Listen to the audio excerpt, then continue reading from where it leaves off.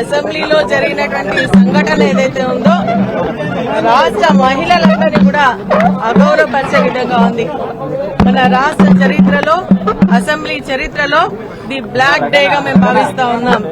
ఎందుకంటే ఇప్పుడే అక్క చెప్పినట్టుగా మహిళలుగా మేము ఎన్నో ఒడిదుడుకులు ఎదుర్కొని మా ఫ్యామిలీస్ ని వదిలేసి మేము రాజకీయంగా ముందుకు వస్తున్నటువంటి సమయంలో ఏ పార్టీలో అయితే ఉన్నామో ఆ పార్టీతో కమిట్మెంట్ తో పనిచేసి సిన్సియర్ గా పనిచేయడం జరిగింది. ఈ రోజు రేవంత్ రెడ్డి గారు గాని, డిప్యూటీ సీఎం గారు గాని మాట్లాడినటువంటి మాటలు మమ్మల్ని అవమానపరిచే విధంగా, అగౌరవపరిచే విధంగా ఉంది. అంటే ఇప్పుడు అక్క చెప్పినట్టుగా కేవలం మమ్మల్నే కాదు, ఈ రోజు రాష్ట్రంలో ఉన్నటువంటి మహిళలందరినీ కూడా అగౌరవపరిచినట్టే లెక్క. చేసిన తప్పును కనీసం క్షమాపణ చెప్పైనా మరి సారీ చెప్తారేమో అని చెప్పేసి మాకు మైక్ ఇవ్వండి, మేము మాట్లాడతామని చెప్పేసి అంటే మాకు మైక్ కూడా ఇవ్వకుండా అక్కడ కూడా మా గొంతులు నొక్కేయడం జరిగింది. నిజంగా చాలా బాధాకరమైనటువంటి విషయం. 20-25 సంవత్సరాలు నేను గాని అక్క గాని పార్టీలో మరి పనిచేయడం జరిగింది. అధికారంలో ఉన్నా లేకున్నా జెండాను మోసి కార్యకర్తలను కాపాడుకుంటూ ఇక్కడ దాకా వచ్చినాం. ఈ రోజు ఎవరు అడుగుతున్నారు మమ్మల్ని పార్టీ చేంజ్ అయినామని? మీరే పార్టీలోకి వెళ్ళి వచ్చిందని చెప్పేసి మేము అడుగుతా ఉన్నాం. దొంగలే మరి దొంగ అన్నట్టుగా, మరి అదే విధంగా దెయ్యాలు వేదాలు వలుకుతున్నట్టుగా ఉంది. మీరు పార్టీ మారేటట్టుగా చేసినటువంటి వాళ్ళందరినీ కూడా పక్కన కూర్చోబెట్టుకుని ఈ రోజు మీరు మాట్లాడుతుంటే నిజంగా మరి రాష్ట్ర ప్రజలందరూ కూడా చూడడం జరుగుతోంది. అప్పుడున్నటువంటి పరిస్థితుల్ని బట్టి మా హ్యూమిలేషన్, మహిళలుగా నన్ను గాని అక్కని గాని చాలా హ్యూమిలేట్ చేయడం జరిగింది. డీకే అన్న గాని మరి చాలా హ్యూమిలేట్ చేసి పార్టీలో నుంచి పంపించింది మీరు కాదా అని చెప్పేసి అడుగుతున్నారు. ఈ రోజు మళ్ళీ మీరే మాట్లాడుతున్నారు. నిజంగా అక్క చెప్పినట్టుగా చాలా బాధాకరమైనటువంటి విషయం. మా కుటుంబాలన్నీ కూడా రాజకీయ చరిత్రగా ఉన్నటువంటి కుటుంబాలు. మరి మేము అనుకోని పరిస్థితుల్లో రాజకీయాలకు రావడం జరిగింది. నేను ఒక 3 నెలల ముందు వచ్చిన తర్వాత అక్క వచ్చింది. అయినా కూడా అప్పటి నుంచి సిన్సియర్ గా పార్టీకి పనిచేసినాం. ఇక్కడ కూడా కేసీఆర్ గారి నాయకత్వంలో పనిచేస్తా ఉన్నాం.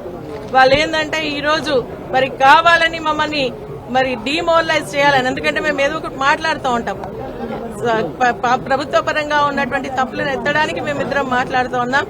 కేటీఆర్ గారు మాట్లాడుతున్నటువంటి సమయంలో మేము శ్రద్దగా వింటా ఉన్నాం. ఎందుకంటే వారు చెప్పినటువంటి మాటలు ఏవైతే ఉన్నాయో జూనియర్ శాసనసభ్యులకు ఇది బాగా తెలిసొచ్చే విధంగా ఉండాలని వారు చెప్తున్నటువంటి విషయం.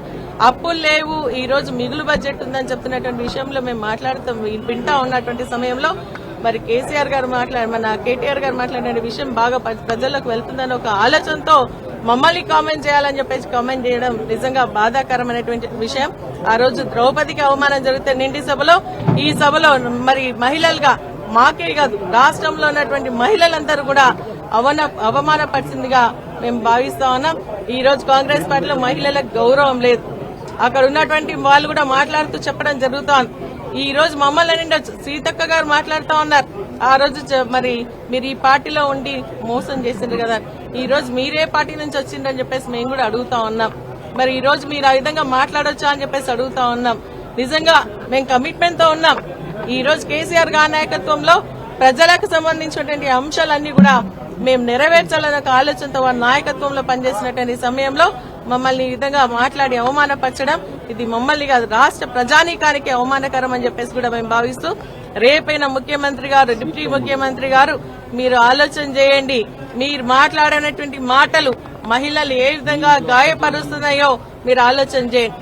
ఒక మహిళ పట్టుకొని మరి మా కేటీఆర్ గారిని అంటారు, మీ వెనకాల ఉన్నటువంటి అక్కలు ఇక్కడ ముంచి అక్కడికి వచ్చిండ్రు, మీ బతుకు బస్టాండ్ అవుతారు. ఎప్పుడైనా గుర్తు పెట్టుకుని రేవంత్ రెడ్డి గారు, అదేవిధంగా డిప్యూటీ ముఖ్యమంత్రి మరి భట్టి గారు మీరు గుర్తు పెట్టుకోండి.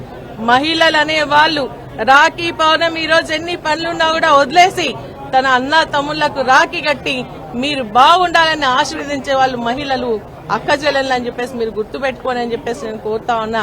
ఈ రోజు మేమంతా కూడా ఏ త్యాగానికైనా సిద్ధంగా ఉంటాం. కానీ మా అన్న తమ్ముళ్లను మేము కాపాడండి అని భగవంతుని మొక్కుతాం. ఈ రోజు నిజంగా మేము కేటీఆర్ గారు గాని కేసీఆర్ గారి ఆశీర్వాదం ఉండాలి అని భగవంతుని కోరుకుంటున్నామే తప్ప ఈ విధంగా మీరు అవమానపరచడం మంచి పద్ధతి కాదు. ఇప్పటికైనా చేసిన తప్పును మీరు ఆలోచన చేసుకుని క్షమాపణ చెప్పాలని మేము డిమాండ్ చేస్తాం. బాధతో మాట్లాడుతున్నాం, ఆవేదనతో మాట్లాడుతున్నాం. మా లాంటి ఎంతో మంది మహిళలు ఈ రోజు రాజకీయంగా ఇంట్రెస్ట్ లేకున్నా కూడా మేము వచ్చి ప్రజాసేవ చేసి కట్టుబడి ఉన్నాము అన్న విషయాన్ని మీరు గమనించాలని చెప్పేసి నేను తెలియజేస్తూ మీరు ఖచ్చితంగా మరి ముఖ్యమంత్రి గారు డిప్యూటీ ముఖ్యమంత్రి గారు కూడా మరి మీరు క్షమాపణ చెప్పాలి. మాకే కాదు రాష్ట్ర మహిళలందరూ కూడా క్షమాపణ చెప్పాలని చెప్తా ఉన్నాం.